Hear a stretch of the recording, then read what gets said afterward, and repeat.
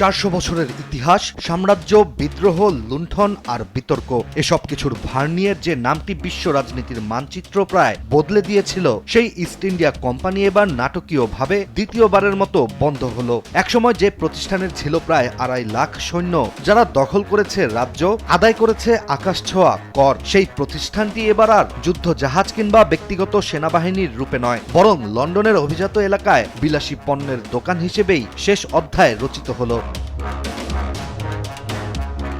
মূলত 1757 সালের পলাশী যুদ্ধের পর ভারতবর্ষে যে কর্পোরেট সাম্রাজ্যের উত্থান হচ্ছিল, তা একসময় ব্রিটিশ সাম্রাজ্যের চেয়েও শক্তিশালী হয়ে উঠেছিল। আর 1600 সালের 31 ডিসেম্বর তৎকালীন রানী এলিজাবেথের দেয়া রাজকীয় সনদে প্রতিষ্ঠিত ইস্ট ইন্ডিয়া কোম্পানি শুরুতে ছিল একটি যৌথ মূলধনী বাণিজ্য প্রতিষ্ঠান, কিন্তু পরবর্তীতে সময়ের সঙ্গে সঙ্গে এটি রূপ নেয় এক ভয়ঙ্কর রাজনৈতিক ও সামরিক শক্তিতে। দুর্গ নির্মাণ, স্থানীয় শাসকদের সঙ্গে জোট, ইউরোপীয় প্রতিদ্বন্দ্বীদের সঙ্গে রক্তক্ষয়ী লড়াই, সব মিলিয়ে ভারতীয় উপমহাদেশের বিশাল অংশ কার্যত এই কোম্পানির নিয়ন্ত্রণে চলে যায়।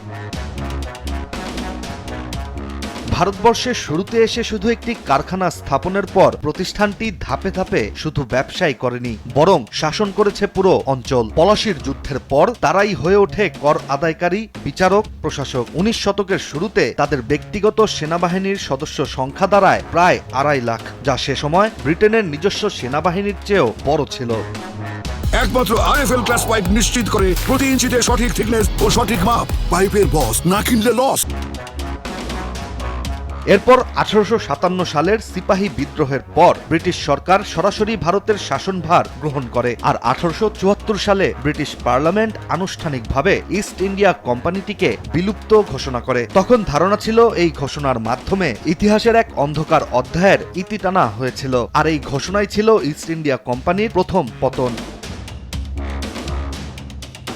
কিন্তু গল্প এখানেই শেষ নয়। 1.5 শতাব্দীরও বেশি সময় পর 2010 সালে ব্রিটিশ ভারতীয় উদ্যোক্তা সঞ্জীব মেহতা কিনে নেন ঐতিহাসিক এই প্রতিষ্ঠানটির নামের অধিকার। তিনি দাবি করেছিলেন এটি ছিল এক প্রতীকী পুনর্দখল, যার মাধ্যমে একসময় যে প্রতিষ্ঠান ভারতকে শাসন করেছিল সেটির মালিক এখন একজন ভারতীয়। এরপরই লন্ডনে খোলা হয় 2000 বর্গফুটের বিলাসবহুল স্টোর, যেখানে প্রিমিয়াম চা, চকলেট, মশলা, কনফেকশনারি বিক্রি করা হতো ঐতিহ্যের মোড়কে নতুন ব্র্যান্ডিংয়ে।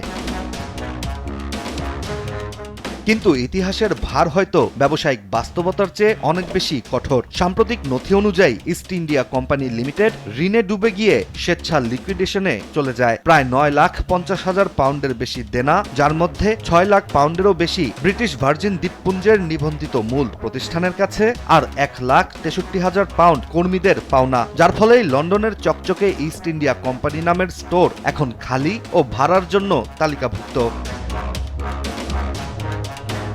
একসময় যে নাম শুনলে উপমহাদেশের রাজনীতি কেঁপে উঠত, আজ তা শুধুমাত্র ব্যবসায়িক ব্যর্থতার হিসাবের খাতায় সীমাবদ্ধ। যে কোম্পানি একসময় বিশ্ব বাণিজ্যের শিরায় শিরায় প্রবাহিত হতো, সেটি শেষ পর্যন্ত একটি প্রিমিয়াম টি বক্স বিক্রির পর্যায়ে নেমে এসেছিল। এটি যেন ছিল ইতিহাসের নির্মম রসিকতা।